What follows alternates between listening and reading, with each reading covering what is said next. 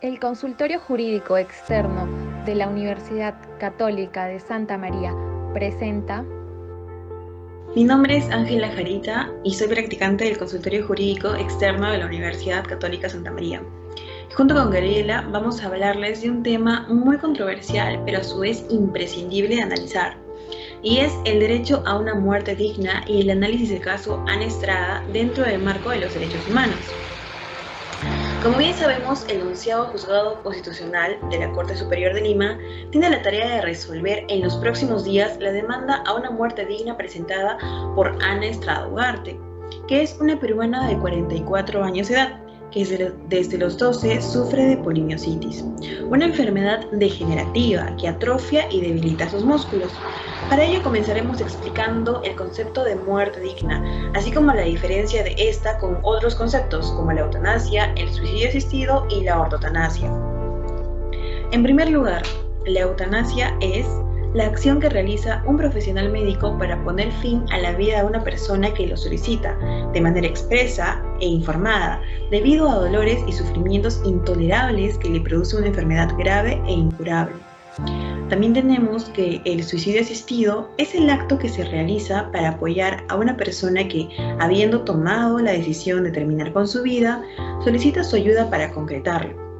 Este es considerado un delito, tipificado en el artículo 113 del Código Penal peruano y tiene una pena privativa de libertad de hasta 4 años.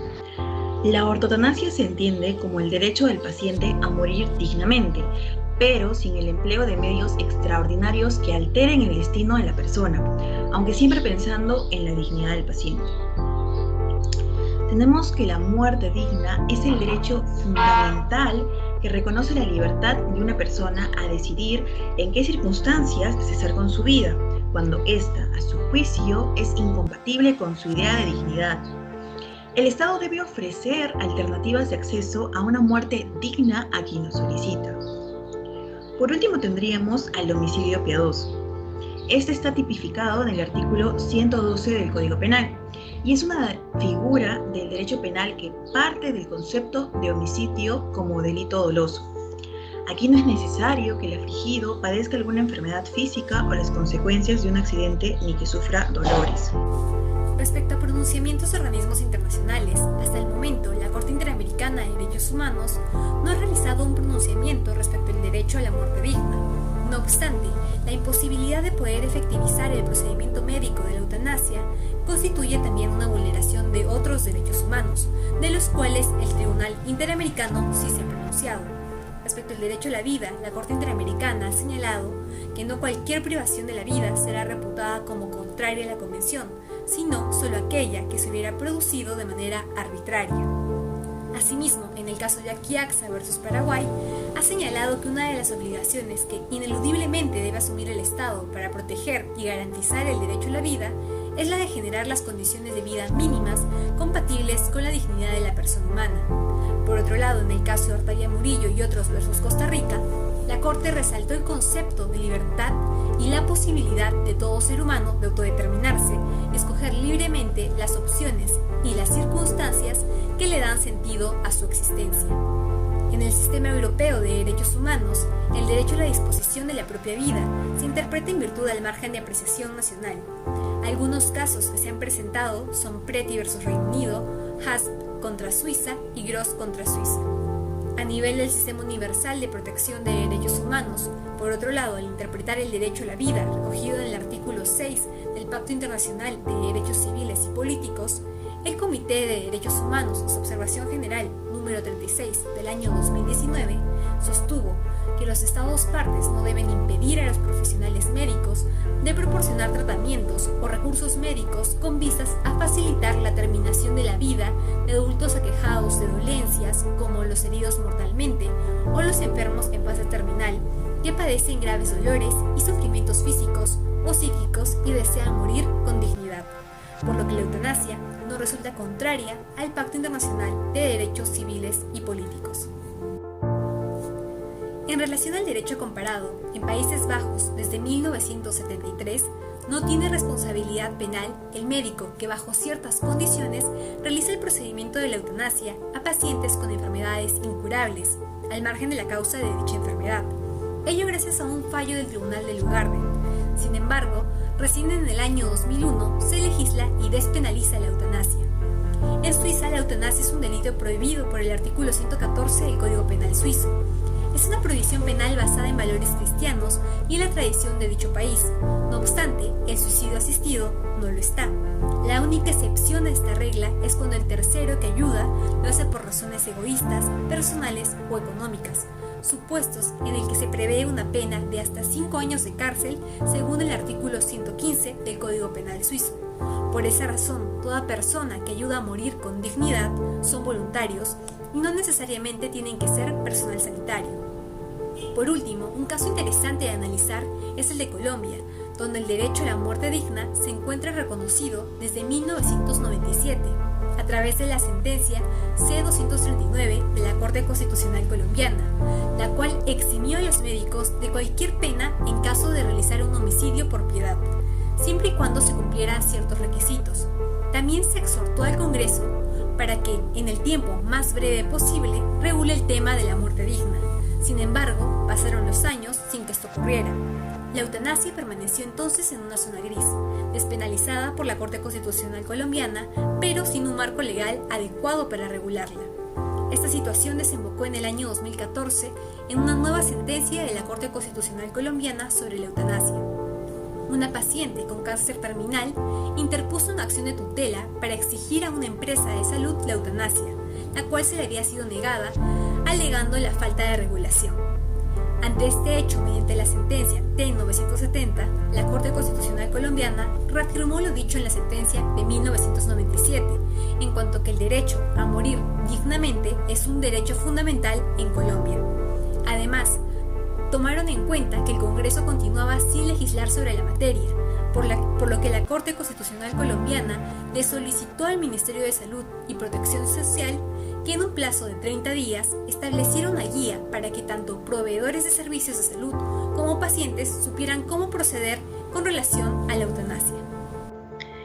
El inicio de la lucha de Ana Estrada. Como bien dije al principio, Ana Estrada fue diagnosticada a los 12 años con polimiositis, una enfermedad muscular crónica y degenerativa que entre sus primeros síntomas presenta debilidad en las extremidades y dificultad para respirar.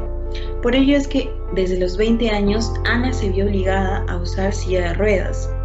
Luego la polimiositis alcanzó los músculos que intervienen en la respiración y Ana tuvo que someterse a una traqueostomía y a una gastrostomía. Pese a ello, Ana logró graduarse como psicóloga y ejercer su carrera. Sin embargo, tomó una difícil decisión, la de morir dignamente. Es así que Ana empezó a evaluar el lado jurídico de elegir morir. Entonces, a mediados del 2019, inició su campaña para modificar la legislatura alrededor del suicidio asistido para otras personas en su misma condición, sin lograr llamar la atención de un congreso.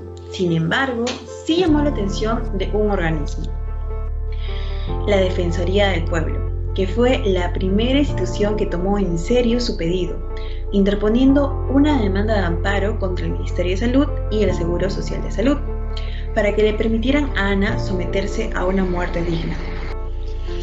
Walter Gutiérrez explicó que la demanda de amparo presentada solicita inaplicar el artículo 112 del Código Penal. Recordemos que ese es el artículo que tipifica el homicidio piadoso. El recurso también pide que se establezca un protocolo que garantice el procedimiento médico de la eutanasia y la conformación de una junta médica de salud que certifique que la decisión tomada sea libre e informada. Ahora, los derechos fundamentales que para la Defensoría del Pueblo son lesionados y o amenazados con el delito de homicidio piadoso son el derecho a la muerte en condiciones dignas, que es la libertad de decidir en qué condiciones una persona pondrá fin a su vida, y el derecho a la dignidad, la cual, como sabemos, la dignidad es una condición inherente al ser humano que sustenta la universalidad de los derechos humanos. El derecho al libre desarrollo de la personalidad, que es el derecho de las personas a que se respete su autonomía y libertad para determinar su proyecto de vida. El derecho a la vida digna. El respeto a la vida no se reduce a asegurar la simple subsistencia física, sino a garantizar condiciones mínimas compatibles con la dignidad. Y por último, el derecho a no sufrir tratos crueles e inhumanos. la cual es una manifestación del derecho a la integridad moral, psíquica y física.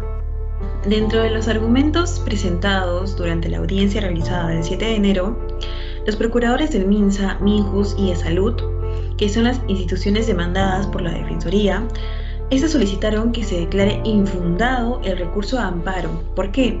Porque consideraban que el tema debe ser debatido en el Congreso de la República y no a través de un proceso constitucional de amparo.